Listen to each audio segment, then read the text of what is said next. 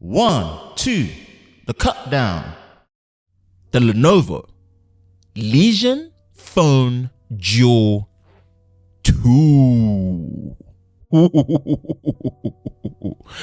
And boy, people just want to be putting beast in their own category, and Lenovo with their Legion brand, which tells you is gaming orientated, really wanted to take the niche and the specific genre of gaming smartphones, which I'm still not necessarily too sure about because I'm not much of a mobile gamer, but I'm just pointing out there. I want to be open-minded. I like to see official crazy are turning this bad boy up, and the Duel in there, boy, is saying a lot. There was one issue with it though, and I don't believe it should be a complete defining factor, but seeing what I saw, it made me go, peak blood. So yeah, we're gonna go into the comment section. Comment section, what am I talking about? Well, pretty much gonna break it down, and we're gonna see what this is about. What is this Legion Duel or Legion Phone Duel 2? What a mouthful, huh? What a mouthful. Yeah, the names that they come out with. This is it, Lenovo Legion Duel 2. See some renders and pictures of it, man. Official pictures. Looks mad though. Does look mad. Looks hella mad. Horizontally based and horizontally orientated, really to give that focus on it for gaming first. It's for gaming first. Mobile gaming turned up to 11. Looks mad. Looks crazy. All the aesthetics there looks mad. It looks so crazy, man. Check that. Yeah, it looks mad still. And let's break it down. I'm gonna try and make this a quick fire one. Show some other stuff on it as well. Right. It's a thick boy though, 9.9 millimeters in terms of thickness. A thick boy, almost 10 millimeters. Damn, bro. Forget being on a diet. It's like, give me all the thickness. Thick. THICC with a double C, thick. It's a that's near enough a tablet display. It's a 6.92 inch display. God damn. All right, we're working from top to bottom. It was announced on the 8th of April. Boom, boom, boom. There's coverage on it. Gorilla Glass front is version 5, glass back, aluminium frame. Doesn't really help. We'll see. True dual SIM, good. I like that. Always a big fan. Built-in 2 cooling fans. Lord. RGB light panel. Lord. 6 pressure-sensitive zones. Gaming triggers. Lord. 4 ultrasonic buttons top. 2 capacitive sliding buttons at the back. Lord. It is an active matrix organic light emitted diode display. AMOLED. I like to decrypt acronyms. It's fun for me. My brain likes doing stuff like that. It's 144 hertz panel, HDR10 plus certified, 1300 peak brightness of nits, but we don't know what the sustained brightness is, which is what you're going to be accustomed to a lot more than peak, which you're probably only going to be getting in HDR or in auto mode in extreme bright outdoor situations for it to kick in. It's a 6 point, wow, that's a large display. It's almost a tablet size display. It is a 1080p full high definition plus display resolution. Obviously gaming orientated, so you really want to be focused on pushing the maximum refresh rate, not the maximum pixels, as per Gorilla Glass 5, Android 11, ZUI or ZUI 2.5. You are looking at the Snapdragon 888, obviously, again, one of the things where you're not really getting any different, but apparently the cooling solution with the twin turbo fans are really what's going to help this get the best performance for gaming, especially looking at the Adreno 660 GPU. Now, no memory card slot as expected nowadays. 256 gigabytes with 12 gigabytes of RAM in terms of ROM, which is obviously read-only memory. Again, storage, ROM, read-only memory, RAM, read or random access memory. 512 gigabytes of storage with 16 gigabytes of RAM, and you have UFS 3.1. Good. Now, camera-wise, Don't expect anything from the camera. It's a gaming phone. Specs look all up there. 64 megapixel, probably pixel bins down to 16 megapixels. f1.9, 25mm wide, equivalent to full frame. 1/1.32 inch when it comes to 1 micropixel size. Actually decent. In terms of hardware on paper, face detection autofocus is decent. 16 megapixels, f2.2. That's actually a nice wide field of view, 123 degrees, 16mm ultra wide, and 1 micropixel size for the pixel size. Interesting. That's actually all right on paper. 8K 24 frames a second, as expected. So the motorized pop-up is a 44 megapixels f2.0 24mm equivalent. That's the sensor size 1/, slightly smaller than a 1/2 inch sensor with a micron pixel size of 1.0, and it actually shoots 4K for the selfie. Rah. OnePlus 9 Pro, you should be ashamed. Putting it out there. Now here's where things get crazy. Loudspeaker, no headphone ports. Interesting for a gaming phone.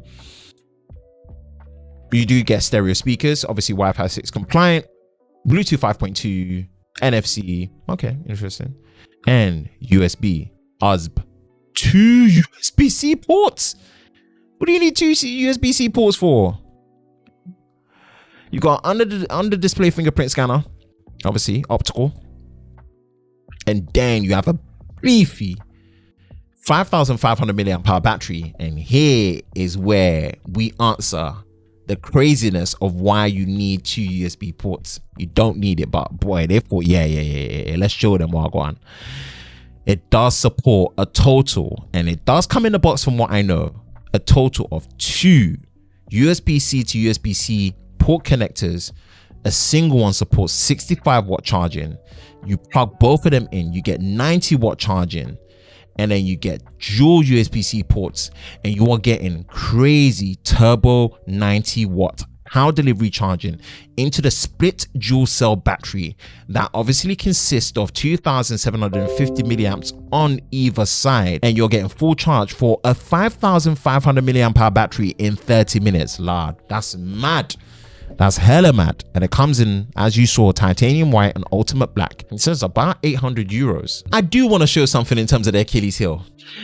Jerry rig everything. How peak. Lord, when I saw this and I was like, yo, that's peak. That's peak.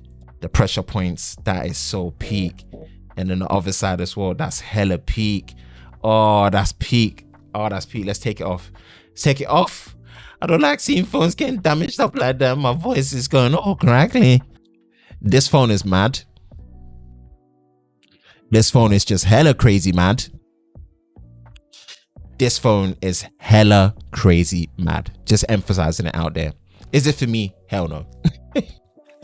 Sorry, I'm not dumping on the phone. I'm not saying the phone is... I'm not saying the phone is rubbish. I'm just not a mobile gamer. I'm just not into gaming phones as such, because there isn't nothing that's bespoke about it enough, right?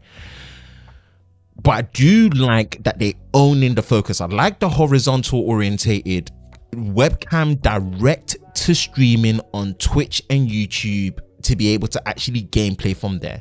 The turbo fans that come on that you can actually manage apparently, and also actually control the fans that come on to actually work and give you sustained longer term performance on there. Apparently the vibration motor in there for the haptic vibration feedback in there is phenomenally good, and it kind of has to be as a differentiating factor to give you that experience of proper force feedback on a solid state based phone that has trigger points. That's something that the other gaming phones could actually really learn from, especially with what the PS5 is doing with just this generation of really bringing haptic feedback onto the PS5 controller, which is something I really want to try when I get hands on with PS5. So hearing that the haptic feedback and haptics are something that you just never see on spec sheets because they're very hard to put on there, and it's an intangible. You don't, and for the people that are using OnePlus 9 series devices, you're starting to realize how since the OnePlus 7 Pro, how OnePlus don't mess about when it comes to their haptic feedback engine and how it interacts hardware to software wise in subtle ways all the way down to the big things. So it's good to hear that. I'm a big fan of fast charging. So to hear this and to see how the split dual cell technology of what they're doing, and they're doing 2 USB-C ports, man, that's crazy. I just like the craziness of it. Is it overkill? Absolutely, but it's overkill being done right. I like that. No wireless charging, of course. No headphone port makes no sense to me for a gaming phone. Absolutely makes no sense to me personally. And apparently the touch response of the display is 270 hertz. At this point is point of diminishing returns, but hey, Extreme owning the fact that you are getting the best touch response, or the most, we don't know about the best, but the most touch response on a smartphone right now. Apparently there is an 18 gigabyte of RAM option on there as well, but I didn't see it on the spec sheet as we're going through on GSM Arena, but apparently there is.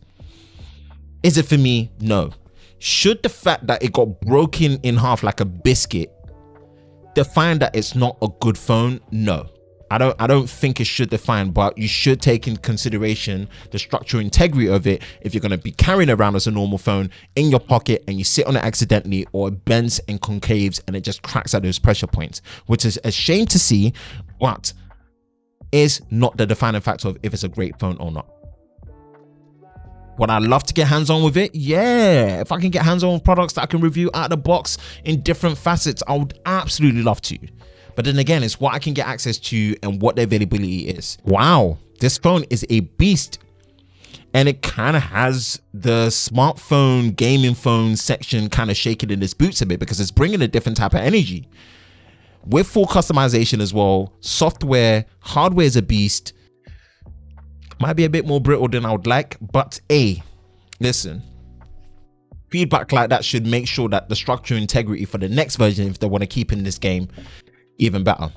Right, that is my thoughts on the Lenovo Legion Phone Duel 2.